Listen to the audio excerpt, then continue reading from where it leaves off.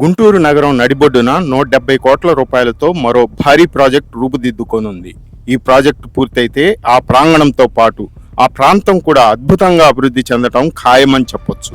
అలాంటి ప్రతిష్టాత్మక ప్రాజెక్టు అభివృద్ధికి కేంద్ర మంత్రి పెమ్మసాని, ఎమ్మెల్యే నసీర్ రంగం సిద్ధం చేశారు. బీఆర్ స్టేడియం ఒకప్పుడు 26 ఎకరాల్లో అత్యంత సుందరకరంగా, క్రీడాకారులకు ఉపయోగకరంగా ఉండేది. నగరం అభివృద్ధి చెందుతున్న కొద్దీ స్టేడియం మాత్రం పాడైపోతూ వస్తోంది. కారణం, గత 30 సంవత్సరాల నుంచి దీన్ని పట్టించుకున్న నాదుడే లేడు అని చెప్పొచ్చు.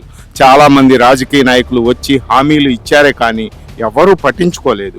వర్షం వస్తే నీళ్లు నిలవడం, గోడలు పై మొక్కలు మొలవడం, గోడలు పడిపోవడం, ఎందుకు పనికి రాకుండా పోవడం, ఎవరు పట్టించుకోరు ఇక దీనిని అనుకున్న తరుణంలో 2024 ఎన్నికల ప్రచారంలో కేంద్ర మంత్రి పెమ్మసాని, నసీర్ ఆ స్టేడియంలో తిరిగి చూసి అక్కడి సమస్యలు తెలుసుకున్నారు. అప్పుడే పెమ్మసాని ఈ స్టేడియం నేను అభివృద్ధి చేయిస్తాను అని హామీ ఇచ్చారు.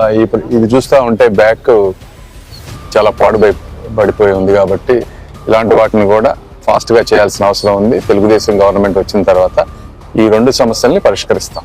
Thank you. ఎన్నికల హామీలు అందరూ ఇస్తారు, కానీ అవి జరగవు అనుకున్నారు అక్కడున్న జనం అంతా.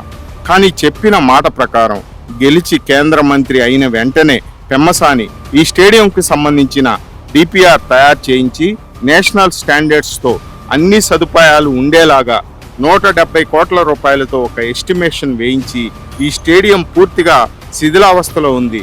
దీన్ని అభివృద్ధి చేస్తే నగరంలో ఉన్న జనాభాతో పాటు చుట్టుపక్కల ఉన్న వారికి కూడా చాలా ఉపయోగం అని క్లియర్గా వీటికి సంబంధించిన వీడియోలు, ఫొటోస్ను కేంద్ర ప్రభుత్వం పెద్దలకు చూపించి ఈ ప్రాంతానికి ఇది చాలా అవసరం, మా ప్రాంతం గత కొన్నాళ్లుగా అభివృద్ధికి నోచుకోలేదు అని పదే పదే ఫాలోఅప్ చేస్తూ గుంటూరు నగరంలో ఉన్న పెమ్మసాని స్టాఫ్తో సహా ఢిల్లీలో ఉన్న స్టాఫ్తో ఎప్పటికప్పుడు కోఆర్డినేట్ చేస్తూ వచ్చారు. కేంద్ర ప్రభుత్వం అధికారులతో మొదటి విడతగా 14 కోట్ల రూపాయలు మంజూరు చేయించారు. ప్రతి సంవత్సరం కొంత నిధులతో మొత్తంగా 170 కోట్ల రూపాయలు ఈ స్టేడియం అభివృద్ధికి కేటాయించేలాగా చేశారు. గుంటూరు నగరానికే కాదు, చుట్టుపక్కల ప్రాంతాల వారికి కూడా ఇది చాలా ఉపయోగపడేలా రంగం సిద్ధం చేస్తున్నారు. ఇక్కడ రంజీ క్రికెట్ మ్యాచ్ కూడా ఆడేలాగా ప్రణాళిక సిద్ధం చేస్తున్నామని పెమ్మసాని స్పష్టం చేశారు. క్రికెట్ ప్రాంతాన్ని ఏ విధంగా డెవలప్ చేయాలని ఆంధ్ర క్రికెట్ అసోసియేషన్ వారితో మాట్లాడాం. సానా సతీష్ గారు, అదేవిధంగా కేసినేని చిన్ని గారు, వారు కూడా వచ్చి చూసి క్రికెట్ స్టేడియం వరకు వారు డెవలప్ చేస్తానని మాట ఇచ్చారు. వారు కూడా దానికి త్వరలో ఇంకో కార్యక్రమం పెట్టి ఈ సెంటర్ పార్ట్ని క్రికెట్ స్టేడియంగా డెవలప్ చేసి ఈ ప్రాంతంలో జిల్లా స్థాయి, రంజీ స్థాయి మ్యాచ్లు ఆడే విధంగా క్రికెట్ స్టేడియంను కూడా ఇంకొక 1.5 years అది కూడా దీంతో పాటు తీసుకుంటామని. అలాగే బ్యాడ్మింటన్, బాస్కెట్బాల్, యోగా, మెడిటేషన్తో సహా సమగ్ర క్రీడాభివృద్ధికి ఉపయోగపడేలాగా తీర్చిదిద్దనున్నారు. చెప్పారంటే చేస్తారనే నమ్మకం ఇప్పటికే ప్రజల్లో ఎంతో చూరగొన్న పెమ్మసాని ఈ అభివృద్ధి పనులను త్వరగా పూర్తి చేసి ఈ స్టేడియంను అత్యాధునిక అంతర్జాతీయ స్టేడియంగా తమకు అందించడం ఖాయమని క్రీడాభిమానులు భరోసాతో ఉన్నారు.